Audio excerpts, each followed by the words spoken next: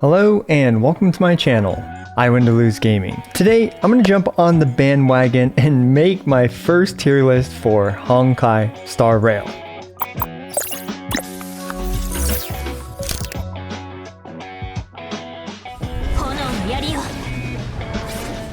So, of course, the game is currently on version 1.0, and any tier list made at this time is likely going to age like sour milk sometime in the future, and personally I hope that will be the case because as much as I love sour milk, which I don't, that makes for some pretty fun and interesting content for both the game as well as for YouTube. Please take everything with a giant grain of salt. Like all tier lists, it is someone's opinion. In this case, it is my opinion. I am just some random guy on the internet in my basement making YouTube videos for you guys. My tier list is going to be divided into 4 tiers. We have the SS tier, the S tier, the A tier, and the B tier. Now notice it doesn't really go any lower than the B tier because honestly, I think all the characters in this game with such a limited roster, even the worst characters on my tier list are still a B tier level character, which means that they're fine and serviceable, at the very least usable. Oh yeah, editing I went to lose here. I just wanted to add that this tier list is mainly focused on the Forgotten Hall, in particular the Memory of Chaos, the hardest content in the game.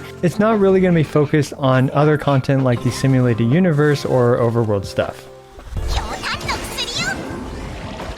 So let's start off with the B tier, and we're going to start with the top of the B tier, who I think, at least I'm putting in the top of the B tier, which is Qingque. Just like in Genshin Impact, if you invest enough into any individual character, they can and will absolutely shine and do well. And Qingque is one of these characters that I feel like can actually do better than this with good RNG and stuff like that. But as it is now, you know, the lack of consistency and just the fact that it feels like there are many better options right now, I feel like she just kind of sits here in the B tier. Now after Qingque, we have the Physical Trailblazer. Physical Trailblazer, you know, just does some reasonable AoE physical damage, but what's actually nice about the Physical Trailblazer, they are super duper straightforward. You know, all you do is just whack them with a bat and that's literally it. You don't have to rub any more than 2 brain cells to get them to do their stuff. Up next is Herta. Sadly, Herta was nerfed, I think, multiple times over the courses of the beta and stuff like that. This could be also viewed as kind of like a content issue. Right now, it also just feels like there's no situation where I really want to hit like 4 or 5 Ice Week monsters, where Herta would actually be really good for that. But unfortunately, that sounds extremely niche, and even in the future, let's say they add 1 or 2 fights that actually do have that, you know, she's just going to be really great for that 1 or 2 fight and nothing else. Now, outside of the simulated universe, a character like Sampo right now just doesn't seem to be really making his mark on the current meta, but this may change when characters like Kafka or others that are more DOT focused are introduced into the game. But as of today, it's hard to kind of justify using him over, you know, the other wind damage dealing character that we're going to talk about in the not so distant future. Again, this tier list is super early on with the 1.0 meta, and also it's worth mentioning that the current Memory of Chaos, the blessing or buff or whatever, really favors hunt and erudition characters, which obviously Sampo is not one of them. And perhaps when we have like a crazy good buff for nihility characters or whatever, we're going to see more shifts in the tier list. So the next tier is the A tier. I'm going to start by throwing March 7th at the top of the A tier. March 7th is just, you know, a survivability character. And right now, while we all do not much damage because our relics aren't great, we're not all that leveled up, our talents aren't fully maxed, etc, etc. So the less damage you do, the more you need defense, aka shielders, in the game. Sometimes the best defense is an unrelenting, overwhelming offense where you can kill the enemies before they can really do much damage to you. But until that happens, which it's honestly going to take a few months for most like free-to-plays or low spenders to kind of get to that point. So until that happens, you know, characters like March 7th, which provides that sustainability, they're going to be extremely valuable. And in fact, even for free-to-plays in the future, sustainability is still going to be incredibly important because it's unlikely that free-to-plays are going to be able to just one-shot or, you know, even let's say 3-shot most of the dangerous enemies in this game. Up next, we have Sushang. Sushang is a pretty solid single target physical DPS character, in particular breaker. And yeah, she's pretty no nonsense, straightforward, just solid character. And right now, the hunt buff does help her out in patch 1.0 for the memory of chaos or whatever. So yeah, there she does have that going for her, but I do think she'll be fine in the future against physically weak enemies. After that, we have Dan Heng. Dan Heng, also just a no-nonsense, simple, straightforward wind hunt character who is just a decent character. I mean, there's not that much else to say about him. We have Hook up next. We can see kind of a trend here. We're going to see like quite a few 4-star damaging characters in this A tier. Because, you know, 4 stars, just like in Genshin Impact, they tend to do noticeably less damage than 5 stars. However, they can still keep up in the right scenarios, and especially with their Eidolons, they can, generally speaking, an E6 4-star character in Genshin Impact performs roughly the same as an E0 5-star character. So yeah, that's why, you know, we're going to see this tier be populated with characters like Hook, Dan Heng, Sushang. These are all solid 4-star damaging DPS characters. Now after that, shockingly, we will have Serval.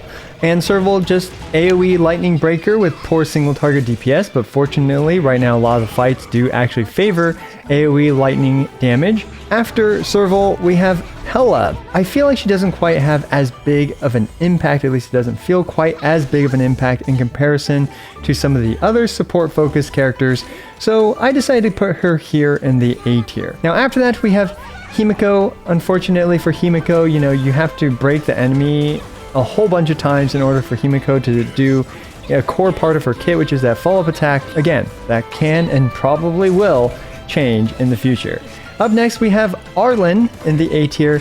So Arlen probably could even be argued to be a bit higher on this list, and I would be completely open to moving him up a bit higher on this list. However, from me personally, you know, they definitely nerfed our boy a lot here, and because of the way that teams are structured right now, where we typically have 2 sustaining characters, defensive oriented characters like a shielder plus a healer, and then we have 1 main DPS character and probably 1 support character. Now Arlen is pretty great at being the second DPS character in that team slot. However, generally speaking, that team slot is better used for a support character to make whoever you super invested your resources into do more damage. So that's why Arlen for now is going to be put here. That wraps up the A tier. Let's move up to the S tier, which is where characters start to get pretty darn good.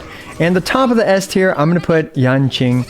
Yanqing just has a lot of potential as a hyper carry character, and he can do a lot of damage, but of course he does need a bit more babysitting in comparison to the other probably 5-star DPS character that you're thinking about comparing him to. However, I see a lot of potential for him, and as we get more units to round out our roster, and as we're able to do more and more damage while we farm more and more relics and stuff like that, I think Yanqing will only get better and better. After that, we have the Fire Trailblazer. Now, we all know why the Fire Trailblazer is good by now. Right now, because again, the meta is focused on surviving, Fire Trailblazer and other sustaining units are going to be incredibly good for patch 1.0. But I can see a world where the Fire Trailblazer falls off a bit because the shield that they provide is a bit flimsy. However, they will always have that perfect taunt, which is going to be great for their team. Still though, as of 1.0, Fire Trailblazer is an incredible character. Now, after Fire Trailblazer, we have Clara.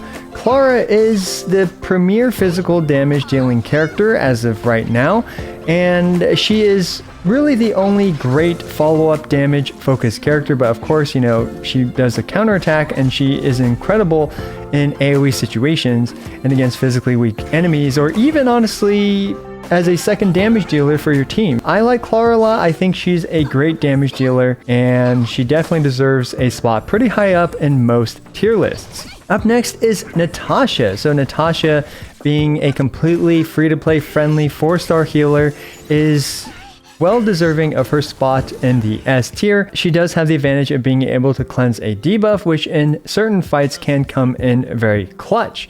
Still though, no nonsense, great healer, not much else to say about Natasha. After that, we actually have Asta. Now Asta is a support character who I feel like I slept on a little bit in my previous videos. I didn't really talk much about her, but I think Asta is actually really good. Really enable even a more hyper carry playstyle with the damage buff she provides, speed buffs that she provides, which in the Forgotten Hall, speed buffs are very valuable because it will allow you to move multiple times more additionally in comparison to just without the speed buff, because you're turn limited for the Forgotten Hall. Now after Asta in the S tier, I'm going to put Welt here. Welt, just such a general balanced character, being able to provide solid damage as well as slows as well as delaying the enemy's turn. And finally, he even debuffs the enemy for them to take additional damage. So as you can see, he really covers kind of all branches of what a character can do. Now we have the SS tier, which I'm going to move from the bottom to the best, unlike the other tiers where I kind of went from the best to the worst in the tier. So yeah, for the SS tier, at the bottom of it, but still in the SS tier, I'm going to put Ting Yun, a ridiculously good support character that will really push kind of hyper carry teams, or just push those resources that you heavily focused into 1 or 2 DPS characters to the limit. And she doesn't even need that much investment herself, which is why she's such an incredible character. She does it all. She provides attack, she provides bonus damage, she provides speed at Eidolon 1, so on and so forth. This character is one of the GOATs when it comes to providing support for your team. Up next we have Bronya. I mean, Bronya is also just an insanely good damage amplifier, and the fact that she can give your main DPS extra turns is even more incredible. And her damage buff is also huge, and it gives the damage buff to your entire team. So yeah, very, very, very powerful character. I'm going to put Jeopard here in the SS tier, and he is just literally a wall. Right, now there's so many situations in the Forgotten Hall Memory of Chaos where you are just going to be blasted by the enemy. And right now, while we're not at our level caps and our HP's values are, you know, not as high as they should be, that is a huge problem. Obviously, you cannot kill the enemy if they kill you first. And Jeopard being both the biggest bait for enemies, like him just existing means that enemies will all want to attack him, especially with certain light cones. And on top of that, his huge shield that he provides, like my Jeopard is already providing, I don't know, like 1700 HP shields to the entire team. And he's not even, you know, fully or all that properly built yet. He can also occasionally freeze an enemy, which can come in clutch. The next character on this list is Bailu. Between Jeopard and Bailu, there's honestly an argument for which one is better. But in my opinion, I personally value Bailu a little bit more. Bailu is just that character that, you know, she just captures healing as an essence perfectly. And she even has a clutch revive, because a lot of the runs in the Memory of Chaos can go on pretty long. Nothing feels worse than just losing one random character to some bad RNG because 2 enemies decide to double up into one single character, like a squishy character or whatever, and then, you know, you just wasted a bunch of time and a potentially good run. Bailu's revive comes in clutch for that, and it just feels like such a lifesaver, literally. And finally, unsurprisingly, the best character as of patch 1.0 is, in my opinion, Zele. Sorry guys, I know I butchered her pronunciation in my Zele video. So let me know if I'm pronouncing her name a little bit better now. I think it's like a Z or Zele. Anyway, she is just right now, just by far and away the best damage dealing character. You funnel all your resources into her, and you provide her with some lower investment supports like Ting Yun or Bronya, and she will absolutely destroy everything in this game as of patch 1.0. She's also just an incredibly, you know, great character against neutral targets as well because of her quantum resistance penetration. She is good against multiple enemies as well because when she kills them, she gets a free turn. She can literally go like probably infinitely, like 8, 11, 12, however many turns in a row, as long as there's more and more fodder that comes at her for her to kill. She can literally just keep going on and on and on forever. So yeah, absolutely ridiculous character, and her being speed focused too means that she even gets more free turns as well, on top of everything that I've already mentioned. Clearly, I think Zaylee is the best character in the game as of today. That wraps up my patch 1.0 tier list after, dwelling on it a bit and looking at some other tier lists and stuff like that. Of course, this is going to be subject to change, and I hope to see it age like milk. Let me know what you agree with or disagree with down in the comments below. As always, I appreciate every single one of you. This is I Want to Lose, signing out.